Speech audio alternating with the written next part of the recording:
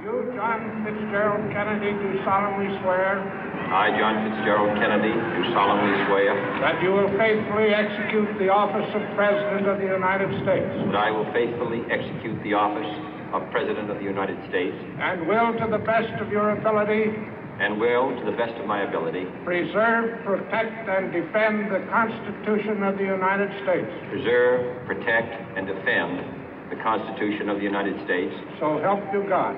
So help me God.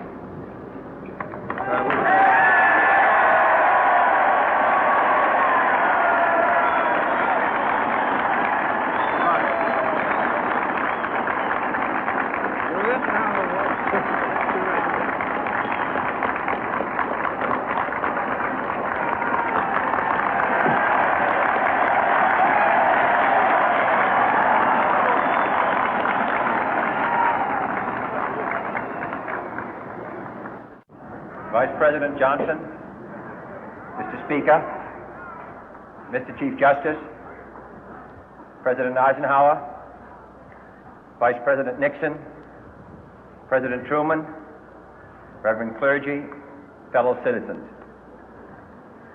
We observe today not a victory of party, but a celebration of freedom, symbolizing an end as well as a beginning, signifying renewal as well as change. For I have sworn before you and Almighty God the same solemn oath our forebears prescribed nearly a century and 3/4 ago. The world is very different now, for man holds in his mortal hands the power to abolish all forms of human poverty and all forms of human life. And yet the same revolutionary beliefs for which our forebears fought are still at issue around the globe. The belief that the rights of man come not from the generosity of the state, but from the hand of God. We dare not forget today that we are the heirs of that first revolution. Let the word go forth from this time and place to friend and foe alike that the torch has been passed to a new generation of Americans born in this century, tempered by war, disciplined by a hard and bitter peace, proud of our ancient heritage, and unwilling to witness or permit the slow undoing of those human rights to which this nation has always been committed and to which we are committed today at home and around the world.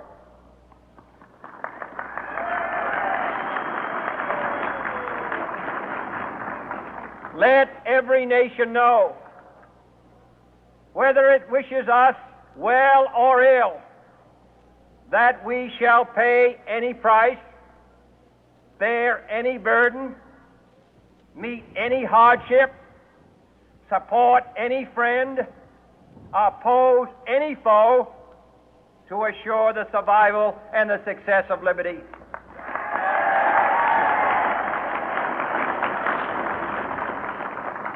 This much we pledge and more. To those old allies whose cultural and spiritual origins we share, we pledge the loyalty of faithful friends. United, there is little we cannot do in a host of cooperative ventures. Divided, there is little we can do, for we dare not meet a powerful challenge at odds and split asunder.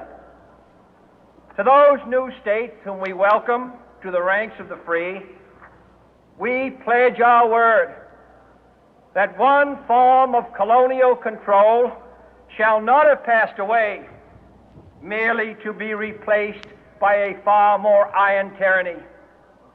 We shall not always expect to find them supporting our view, but we shall always hope to find them strongly supporting their own freedom, and to remember that in the past, those who foolishly sought power by riding the back of the tiger ended up inside.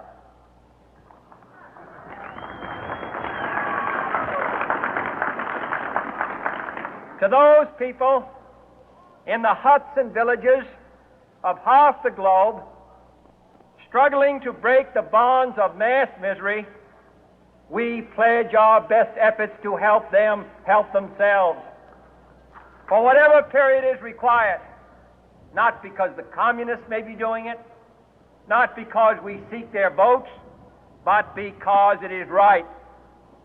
If a free society cannot help the many who are poor, it cannot save the few who are rich.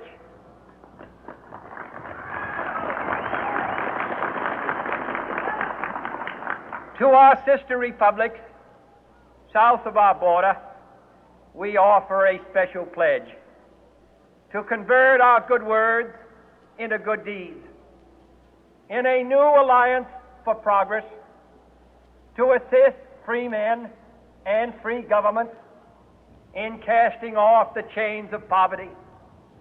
But this peaceful revolution of hope cannot become the prey of hostile powers. Let all our neighbors know that we shall join with them to oppose aggression or subversion anywhere in the Americas. And let every other power know that this hemisphere intends to remain the master of its own house.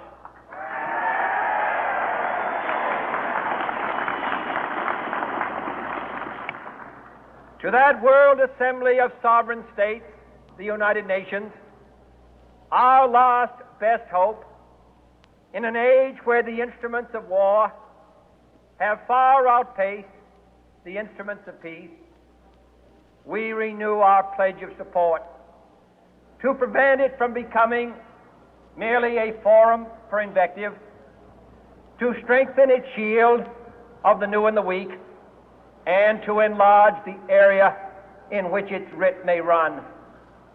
Finally, to those nations who would make themselves our adversary, we offer not a pledge, but a request that both sides begin anew the quest for peace. Before the dark powers of destruction, unleashed by science, engulf all humanity in planned or accidental self-destruction, we dare not tempt them with weakness, for only when our arms are sufficient beyond doubt can we be certain beyond doubt that they will never be employed. But neither can two great and powerful groups of nations take comfort from our present course, both sides overburdened by the cost of modern weapons, both rightly alarmed by the steady spread of the deadly atom, yet both racing to alter that uncertain balance of terror that stays the hand of mankind's final war. So let us begin anew, remembering on both sides that civility is not a sign of weakness, and sincerity is always subject to proof. Let us never negotiate out of fear, but let us never fear to negotiate.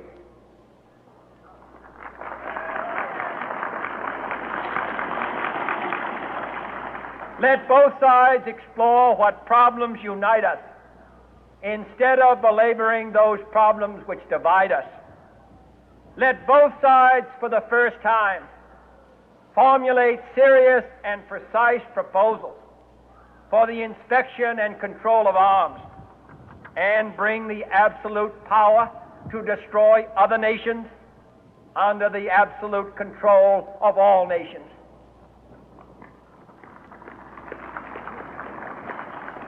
Let both sides seek to invoke the wonders of science instead of its terrors. Together, let us explore the stars, conquer the deserts, eradicate disease, tap the ocean depth, and encourage the arts and commerce. Let both sides unite to heed in all corners of the earth the command of Isaiah to undo the heavy burden and let the oppressed go free. And if a beachhead of cooperation may push back the jungle of suspicion, let both sides join in creating a new endeavor, not a new balance of power, but a new world of law, where the strong are just and the weak secure and the peace preserved. All this will not be finished in the first 100 days, nor will it be finished in the first 1,000 days, nor in the life of this administration, nor even perhaps in our lifetime on this planet. But let us begin.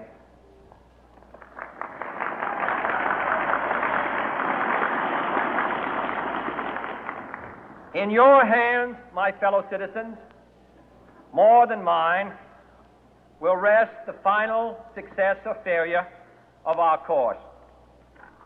Since this country was founded, each generation of Americans has been summoned to give testimony to its national loyalty. The graves of young Americans who answered the call to service surround the globe.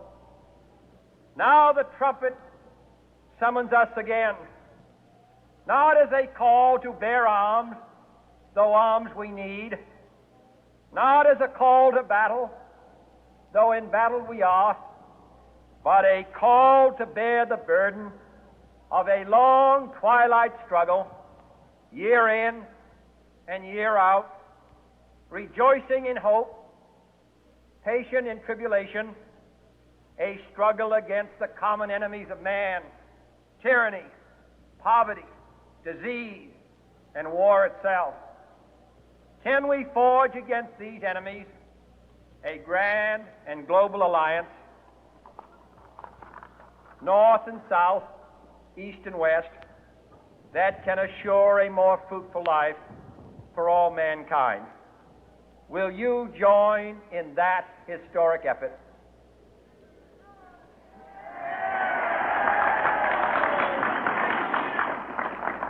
In the long history of the world, only a few generations have been granted the role of defending freedom in its hour of maximum danger. I do not shrink from this responsibility. I welcome it.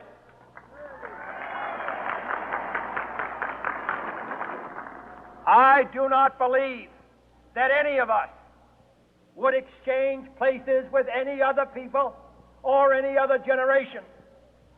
The energy, the faith, the devotion which we bring to this endeavor will light our country and all who serve it. And the glow from that fire can truly light the world. And so, my fellow Americans, ask not what your country can do for you. Ask what you can do for your country.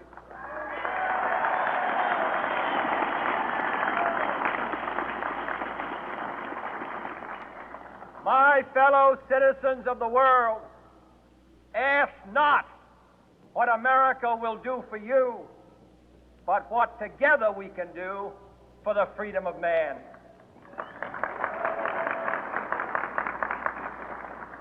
Finally, whether you are citizens of America or citizens of the world, ask of us here the same high standards of strength and sacrifice which we ask of you. With a good conscience, our only sure reward, with history the final judge of our deeds, let us go forth to lead the land we love, asking His blessing and His help, but knowing that here on earth God's work must truly be our own.